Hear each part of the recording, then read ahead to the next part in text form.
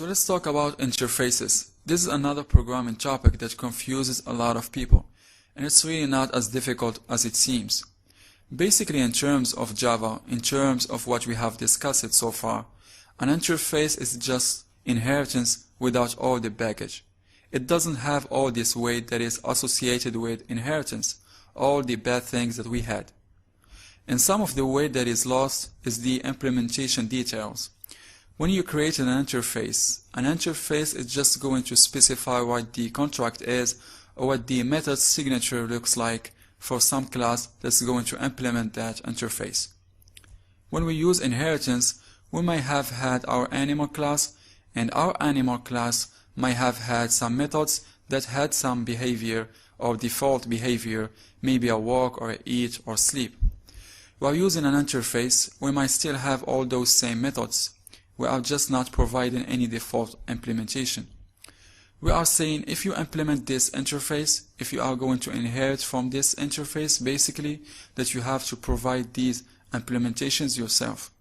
And so that's the basic difference here.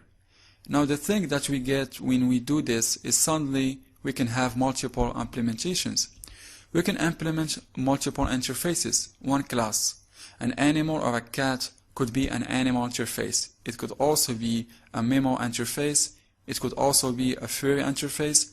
Whatever interface that you want, it can have multiple ones of them, which you can't do in Java. Which you can't do in Java with inheritance because you can only inherit from one object or one class. So we get that ability.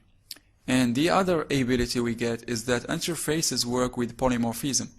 So this gives us a way to really break apart our inheritance relationship and change it to a composition relationship where we are going to use an interface as a substitute for a base class. So an interface is just the definition of what methods need to be implemented by some class. That's the simplest way, I think, to put it in Java. And here's an example. This is our animal example again. In iname interface is I, and then the names, so iAnimal, and this is really not a Java convention.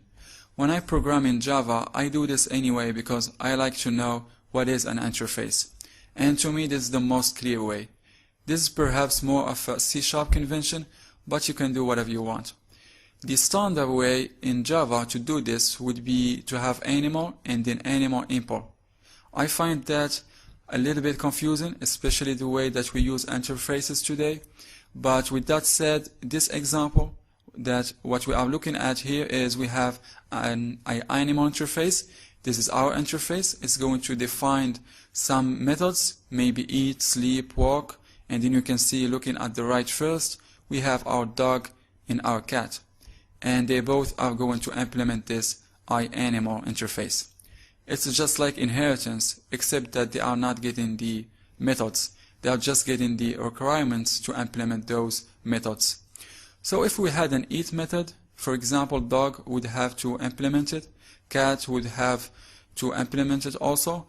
Looking at the left here, this is where I'm going to get into that kind of trick where you can actually change inheritance into a composition.